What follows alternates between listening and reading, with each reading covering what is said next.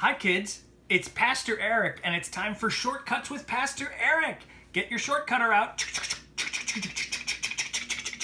All right, enough shortcuts. Remember, our shortcuts are ways to know God and His Scripture through doing the Catechism together. Boom, this guy, first Catechism. Now, it's not the only Catechism we can learn, but it's a great start. Question 12 and 13 this week. Question 12 and 13 on page 6. You can get your own and you can follow along. Question 12. Does God know all things? Does God know all things?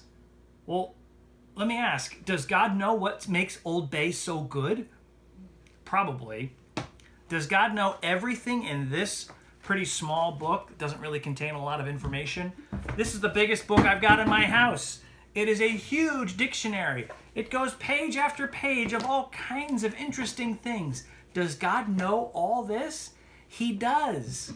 That's what the scriptures tell us. In fact, we know that God knows all things even that didn't happen but could have. He knows our thoughts. He knows all of our hopes and dreams. God knows all things. That's question 12. Now, question 13, it goes like this. Can God do all things? What do you think? Can God do all things? Is He strong enough? Is He wise enough? I think so. But again, we want to hear what the Scripture says. The Catechism says, yes, God can do all His holy will. The answer is yes, God can do all His holy will. But notice what the question answered. It answered with a yes, and it said that God can do all things that agree or are according to His holy will. So here's your verse for that. It comes out of Luke chapter 1. When the angel Gabriel visited Mary, remember what he said? Mary was surprised at the announcement. She was going to have a baby. But guess what?